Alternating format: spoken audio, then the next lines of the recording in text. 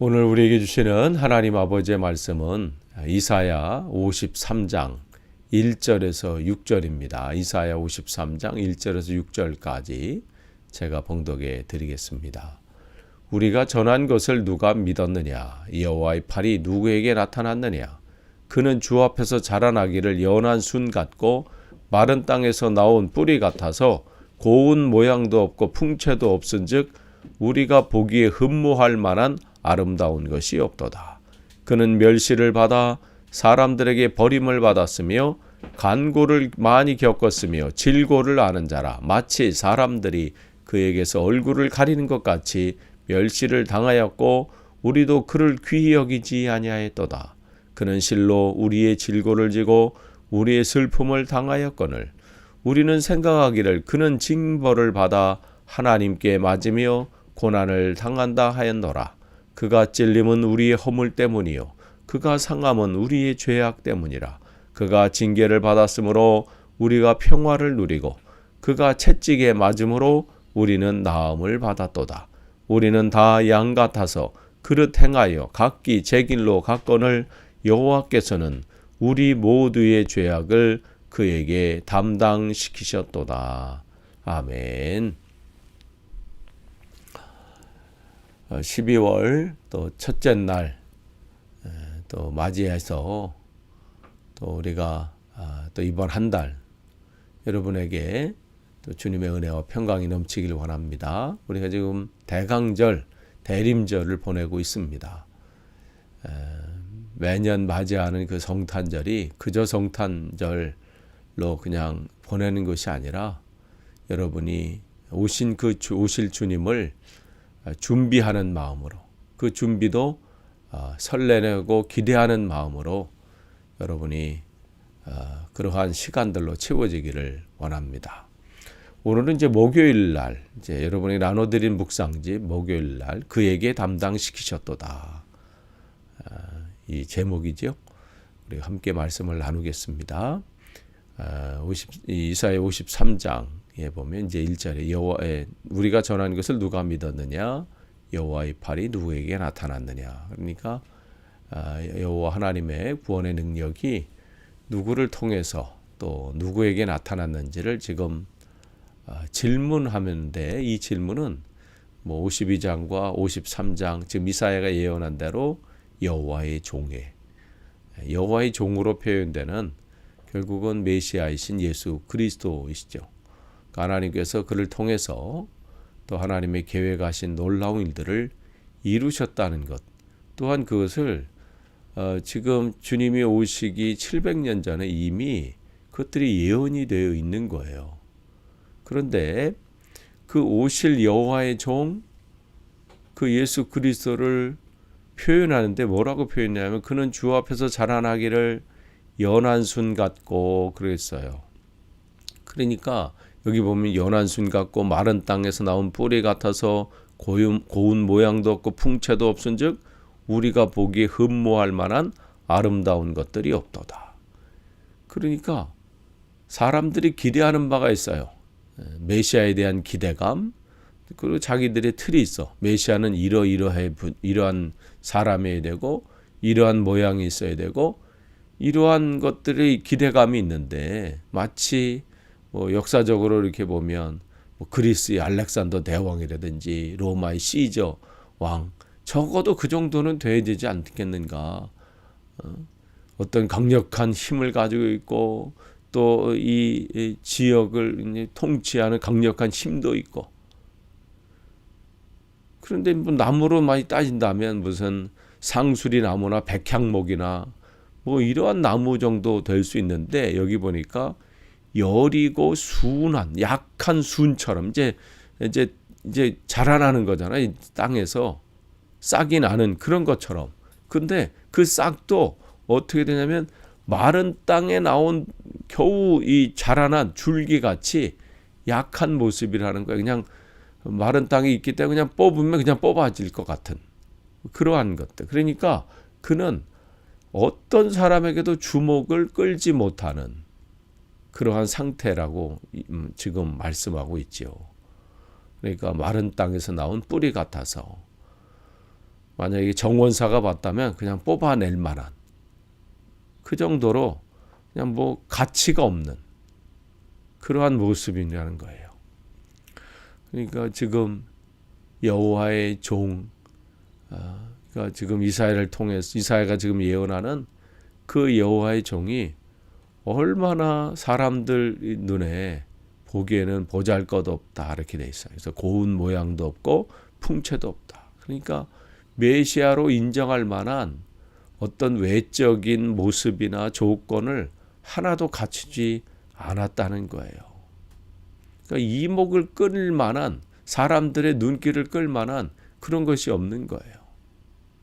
요즘 뭐 유튜버들이나 뭐 그 SNS나 뭐 온라인으로 뭐 방송하고 뭐 이렇게 하는 사람들 보면 얼마나 그 경쟁적입니까? 자기 이목을 끌으려고 눈길을 끌으려고 하여간 할 수 있는 방법을 다 그냥 해서 그렇게 해야 뭐 조회수가 나오고 막 이러잖아요. 근데 지금 예수님은 그런 게 없는 거예요, 그냥. 그런데 지금 이사야가 예언하는 게 뭐예요? 그럼에도 불구하고 하나님의 능력이 누구에게서 나타났느냐고 지금 얘기하는 거예요. 그러니까 하나님이 일하시는 방법은 우리의 생각과는 다르다는 것이죠. 그러면서 그런 그분이 그렇기 때문에 어떻게 3절에 그런 멸시를 받아서 사람들에게 버림을 받았고, 그래서 간고를 많이 겪었다. 간고라고 하는 것은 그러니까 인간이 겪을 수 있는 모든 어려움과 그 이 고통이라는 말이에요. 그러니까 세상에 인간이 겪을 수 있는 고통과 고난을 나타내는 게 간고를 많이 겪었다. 그리고 질고 마찬가지죠. 그러니까 사람들에게 철저하게 배격당하고 배척당하고 고난당하고 고통당하고, 그러니까 사람들이 메시아로 인정할 만한 그러한 조건이 하나도 없다고 자기들이 판단해서 어떻게 해요? 무시하고 인격적으로 모독하고 멸시할 것을 지금 멸시한다고 예언하는 거예요. 메시아로 인정받지 못하고 무시당하신 것이죠. 그리고 우리도 그를 귀히 여기지 않았다. 그러니까 하나님의 백성이라고 자부하고 그렇게 했던 이스라엘 백성조차도 어떻게 해요? 자기들 손으로 그 메시아이신 예수 그리스도를 빌라도의 손에 넘겨버리는, 그러니까 그러한 일, 결국은 메시아를 죽음에 이르게 하는 그러한 일들을 지금 예언하고 있는 거예요. 그러한 일들이 일어난다. 그러니까 지금 이사야를 통해서 하나님이 앞으로 그러한 일들이 일어날 것이다.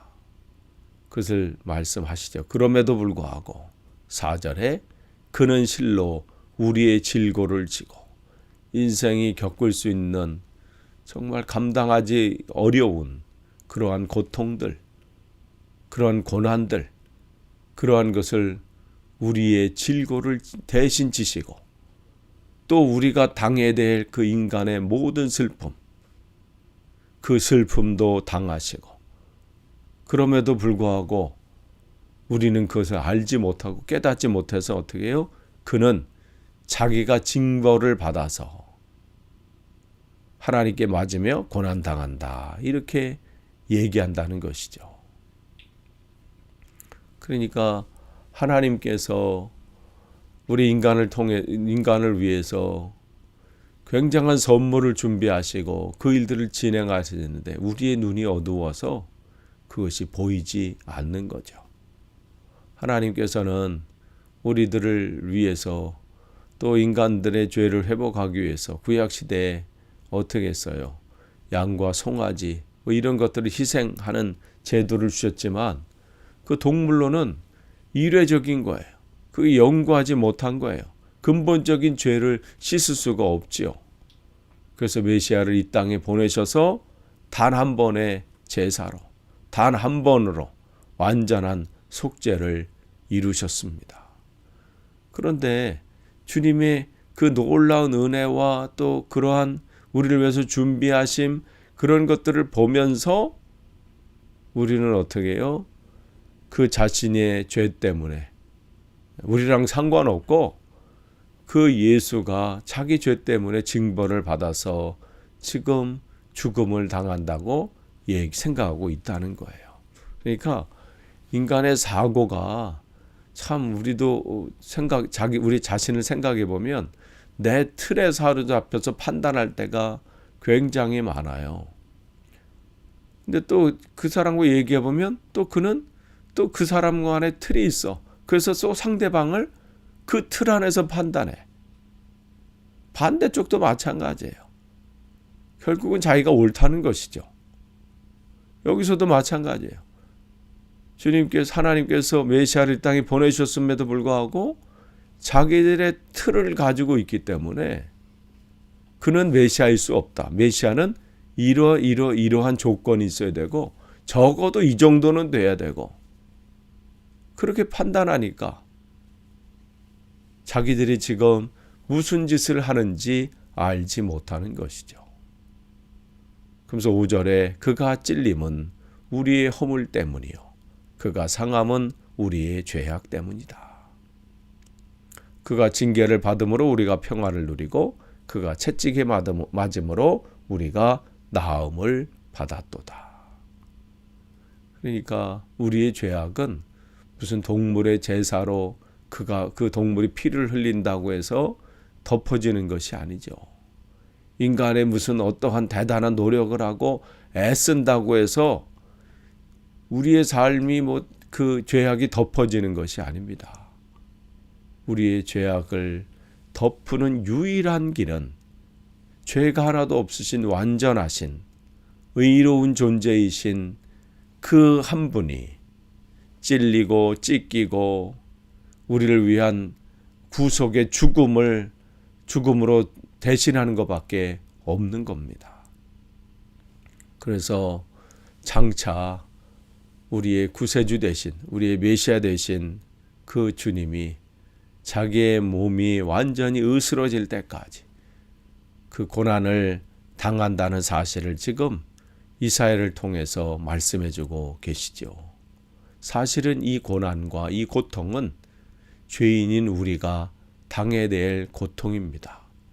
우리가 감당해야 될 몫이지만 주님은 우리를 생각하셔서 그가 대신하게 하셨습니다. 그래서 그가 징계를 받음으로 우리가 평화를 누리고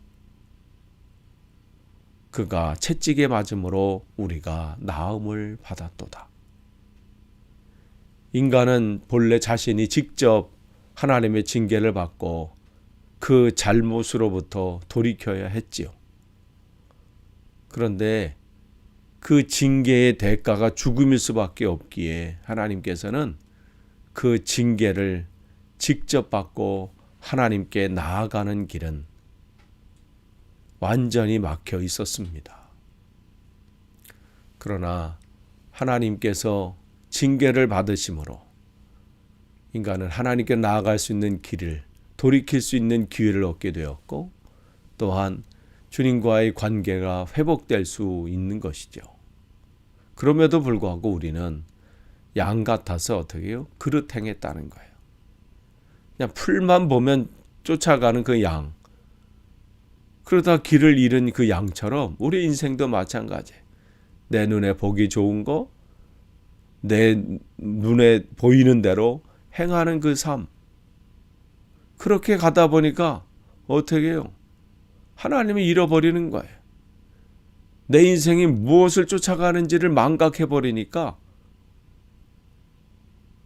진짜 내가 붙잡아야 될 것을 놓치면서 그러면서 스스로는 잘 가고 있다고 생각하는 거예요. 이 정도면 괜찮다고 생각하는 거예요. 그러니 하나님이 없어도 된다. 나는 예수 그리스도가 필요 없다. 앞으로 종교는 없어진다. 기독교는 없어진다. 이렇게 얘기를 하는 것이죠. 그럼에도 불구하고 주님은 우리 양같이 그 길을 제대로 알지 못하는 각기 제 길로 가는 우리들을 불쌍히 여기시고 그러한 모든 죄악을 그에게 담당시키셨습니다. 그런데 여기 보면 4절서부터 우리가 공통적으로 보는 게 뭐예요? 우리의 질고, 우리의 슬픔, 우리의 허물, 우리의 죄악, 우리 모두의 죄악 이렇게 돼 있어요. 한 사람도 예외가 없는 거예요. 우리의 힘으로는 단 1%도 이 죄악에서 벗어날 수 있는 가능성이 없는 존재입니다. 우리는 죽은 존재예요. 우리는 가망이 없는 존재입니다. 끝난 존재예요. 그런데 주님께서 당신의 하나밖에 없는 그 아들 예수 그리스도를 우리에게 보내시고 그를 죽이시는 방법으로 우리를 살리신 겁니다. 주님이 오심은 우리의 질고를 담당하시기 위해서 오신 겁니다. 주님이 오심은 우리의 죄악을, 우리의 고난과 고통과 우리의 허물을 감당하시기 위해서 오신 겁니다. 그 오신 주님, 그 주님을 우리가 다시 한번 그 주님을 기억하면서 그 주님으로 인해서 여러분의 삶의 소망이 온전해지기를 간절히 축원합니다. 우리 함께 기도문을 같이 읽도록 하겠습니다. 메시아 되신 주님께서는 이 세상에서 존귀한 것들을 다 합한 것과 비교해서 억만배보다 더 존귀하시며 세상의 모든 강한 것을 다 합하더라도 주님의 한숨에도 미치지 못할 정도로 강하신 분이심에도 그렇게 연약하고 초라하고 낮은 모습으로 오셔서 그렇게 모멸당하시고 십자가에 죽으심에서도 아무런 말씀도 하지 않으심은 바로 우리가 그런 존재이며 우리가 당해야 할 것들을 대신해 주셨기 때문임을 고백합니다. 그 주님의 오심이 주님의 대림을 기다리는 우리와 모든 사람에게 소망과 의미가 되게 하여 주시옵소서.